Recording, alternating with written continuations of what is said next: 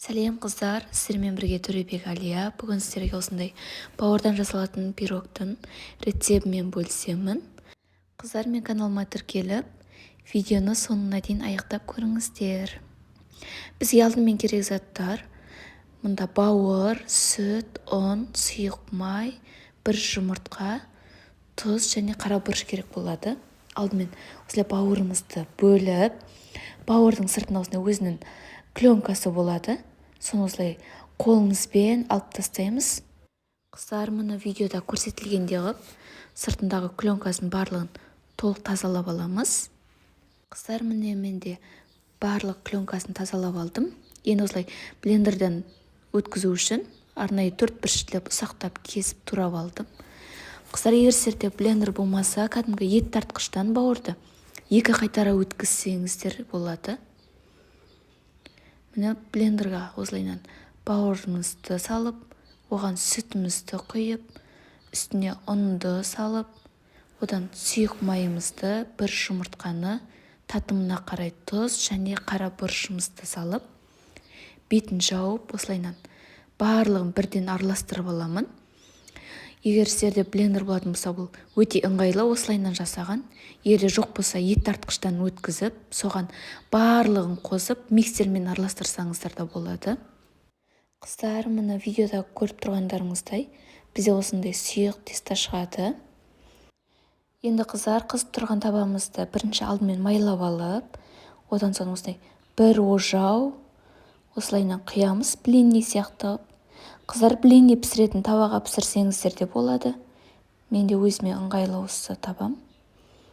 Қыздар, осы құйғаннан кейін шамалы 2-3 минуттан кейін піседі. Піскен істер өздеріңізге белгілі, кішкене бетінен тесіктер пайда болып, солайынан шығады. Сол кезде екінші бетін аударамыз. Екінші беті күйіп кетпеуі тиіс, кішкене ашып қараңыздар. Осылайынан видеода көрсетілгенде аударып алсаңыздар. Қыздар, екінші беті тез піседі, бірінші бетіне қарағанда. Осылайынан барлық тестамызды құйып, осылайынан шет-шетінен пісіріп аламыз. Менде қыздар, бір құйғанға бір ожау, бірақ толтырып алмай құямын бір ожауды. Осылайынан барлық корждарымызды пісіріп шығамыз. Қыздар, мен каналыма тіркеліп кетіңіздер. Алдағы уақытта сіздермен көптеген рецептермен бөлісемін. Енді қыздар, осы корждарымыздың арасына салмасын дайындаймыз. Ол үшін бізге осылай бір үлкен жуа, 2 сәбіз менде. Ортанша сәбізден 2, үлкен сәбіз болса, 1 сәбіз болса болады үлкеннен. Осылайынан жуамды турап, сәбізімді теркадан өткізіп алдым.